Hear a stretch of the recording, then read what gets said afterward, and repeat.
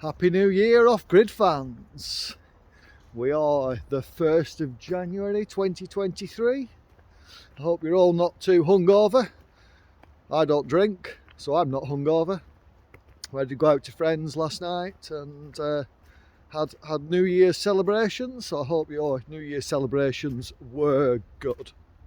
But I thought I'd do a little impromptu video. I've actually challenged myself to do this in one take, one video, and set it uploading while I'm on the dog walk.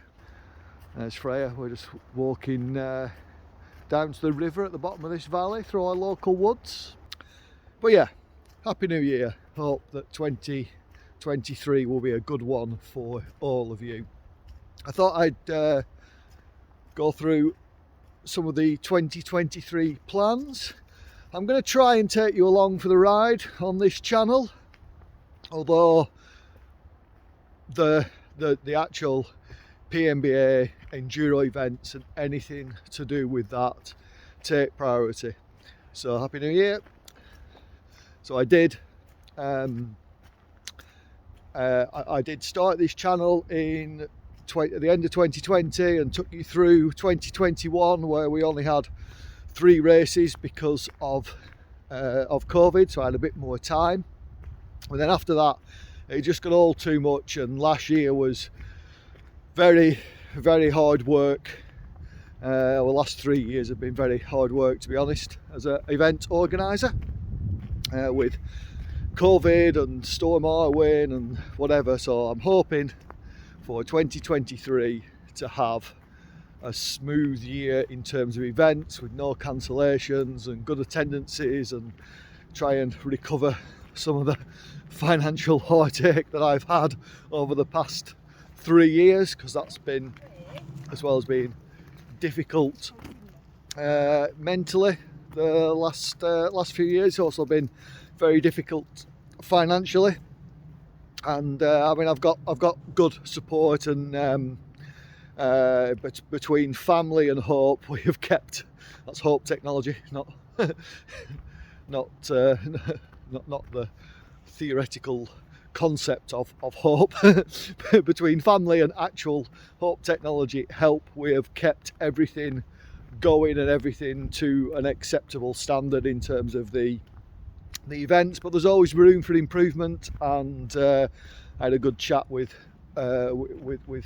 Hope a few months ago as to how we can make 2023 even better, and getting all the 2023 plans going. So I'm excited. There's a bit of extra. It'll be if everything happens, and we've still got Graythwaite to get through, but if everything happens, it will be the biggest and hopefully best PMBA year ever. So very exciting year ahead. Hopefully on this channel I can take you through that, the highs and lows, the build up, the events, everything. But as I say, if something has to give to allow time to do something else, then this channel will be what gives, not the events. So just putting that out there. But yeah, so 2023, what are my plans? Well, January, I'm going to try and stay in one place and have a bit of a relax and get some jobs done and some stuff planned and everything cleaned and refreshed and ready. And this is when I order everything I need for the year of events, in terms of quite a few things, and get all that. So that'll be January, generally stationary. Come February, I'm hoping to be at Grizedale, although in January I've got to go up to Grizedale and make a more detailed plan than the rough plan that I've had agreed with the forestry there. Make that happen, check there's been no further damage at Graythwaite, check that everything we're doing at Graythwaite is on track. So that will be like February, March will be Graythwaite and Grizedale. And I've got a deadline of the middle of February to make sure that everything is good for Graythwaite, because middle of February is when the entries open, so I've got to be sure then that everything is good to go before the entries open. That's why I've delayed entries for that one. So February, March, I'll be up in the lakes, Graythwaite, Grizedale, living off grid, taking you along for the ride. Should be good. April, which includes Easter, I'll be back at Gisburn getting everything ready for the Gisburn event at the end of April, April 22nd, 23rd. We've got 3 events on the weekend. The under 10s, well actually 4 if you although it's one event, the academy and women's, it's 2 separate events in one event on the ground.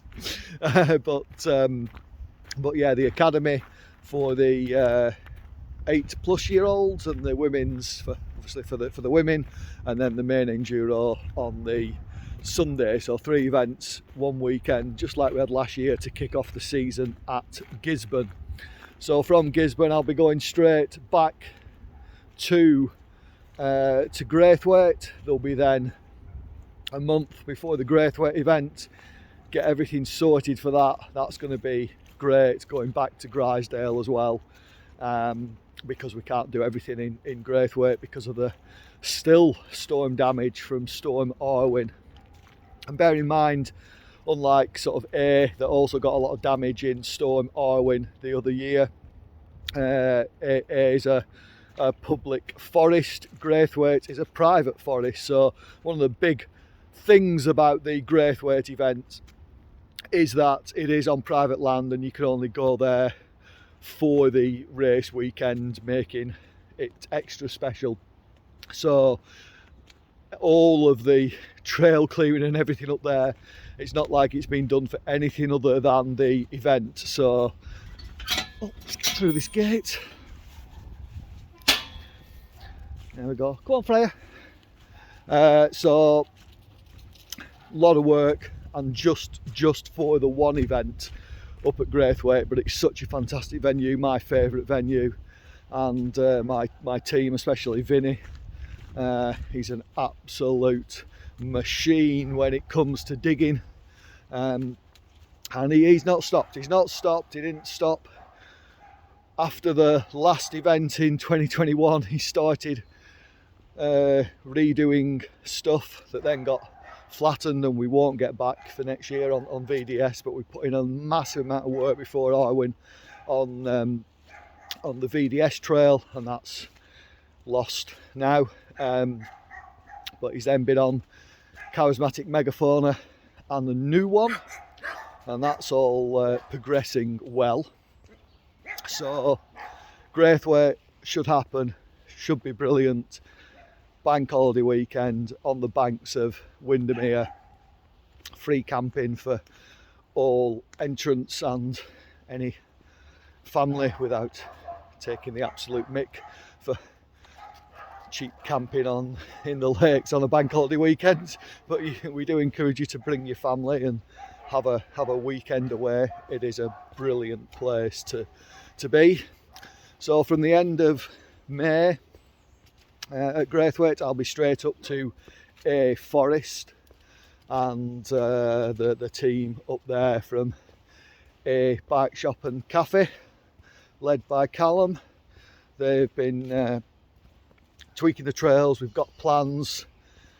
That's going to be that enduro fest on almost the longest day of the year in the middle of June, well, late June. That's going to be fantastic. New venue for us, not a new venue for enduro. I think 2016 was the last time that there was a national level event there. So we are there at with the round of the British National Enduro Series, as well as it being a PMBA round. So that'll be great. So that'll be up to A in June. From A, I'll be going to Lllangollen, and I've got plans to carry on building more, extending Einherjar, doing some tweaks on some other bits of trails. So I'll be there in beautiful Wales. Area of outstanding natural beauty is the Dee Valley around Lllangollen. So we start off the year in Forest of Bowland, area of outstanding natural beauty, then go up to the Lake District, a national park, then go up to Dumfries and Galloway to A, another stunning location, and then down to another area of outstanding natural beauty of Lllangollen. He's just meeting doggies. Come on, Freya. Come on. Go on. There we are. Yeah, so Lllangollen, absolutely beautiful place. I've no issues living off grid there at Tanny Greg Farm. Got water, it's summer, so I'll have unlimited power. It's a really nice place to be. I really enjoy spending time at Lllangollen. Enjoyed my extended stint in 2021 building Einherjar to start with. That was fantastic. But anyway, from there, which that'll be round 4 of the series. So from there, Dart back up to Dumfries and Galloway Forest, but this time to the other end of it, to Kirroughtree. And yeah, another event like Gisburn, like with multiple events over the weekend, with the academy racing, with the under 10s, with the women's, with the main enduro, all of that, all at Kirroughtree. And then after Kirroughtree, I'll be back to Gisburn, where you've just seen me repairing Hully Gully. I don't know what I'll be doing. I've done last two winter stints on Hully Gully. And before that was on Circle, before that was on 27 berms. I haven't decided, planned, identified exactly what I'll be doing at Gisburn next winter trail building stint, but I do intend to be there probably the last 2 weeks of October, first 2 weeks of November. Not quite as late in the year as this year got. And also that'll keep me in the forest around the fireworks time, because the older Freya gets, the more she dislikes fireworks. So that will be that, and then maybe I can get back and get parked up for winter in late November and have all of December and all January not on the road. And that's my general aim, and was my general aim for this year, but it got late when I got to Gisburn, so I ended up spending the end of November and the majority of December there. So now I've only got January left of not on the road, and then, as I say, I aim to be on the road from February. So the plans always change. I might get up and do a day trip to Grizedale and then realise I want to do a week there and might bob up for a week, because, well, it's just what I do, isn't it? And yeah, but I do intend to try and have basically a month off, even though I've got that deadline in the middle of February. If I can have an easy January to then give me enough energy for the rest of the year, then that is beneficial for all of us. And there, so that's it. As I say, I'm going to try and take you along for the ride on this channel of all the event organising stuff, of all the trials and tribulations and tricks and gadgets that make living off grid easier. If I have some finances, I might even try and upgrade the energy system a little bit, because this year we've got e-bike events as well at 3 rounds, and I'm hoping to be able to get to a point where I can offer e-bike battery charging. So I've been looking at that and got some options for that, but need to pick one and spend money and do stuff. Whether that's I don't really want to just you know, buy a bigger generator to be able to charge 30 e-bike batteries on a Saturday night, but that might be an option, and that is certainly a better option than 30 people in the campsite having to buy a generator to charge their own e-bike battery. So looking at that, but obviously I'm a big fan of renewable energy, so if I can do that renewable with some extra solar input and whatever, then so be it. And I've started on what I need to be able to enable that. So and maybe you'll see that this January, because those parts are ordered. So I'll probably do a little video when I upgrade the solar system. That one upgrade itself won't enable e-bike charging as it as it is, but it will enable more charge to go into the batteries. Basically a BMS upgrade. At the moment I'm limited to 100 amps charging, and I've got 100 amp MPPT. So if I added any more solar, I couldn't put that power through the BMS. Now I could do what I do with my inverters and not run them through the BMS, but I like to charge through. I'm not too bothered about discharging not through the BMS, but in terms of charging, that's when you can have a over voltage or whatever on a cell. So that's when you need the BMS. So I've ordered an upgraded BMS, something was always on the cards because I always had this temporary setup. Just 100 amp MPPT, 100 amp BMS and 100 amp MPPT to start with into my 900 amp hour battery, but it wasn't really ideal. So we've got the BMS upgrades on order.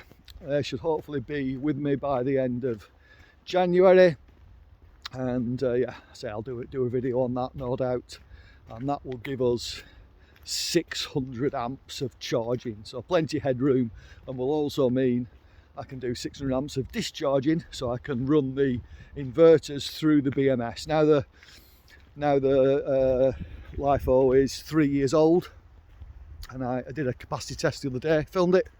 That will probably be on the channel at some point,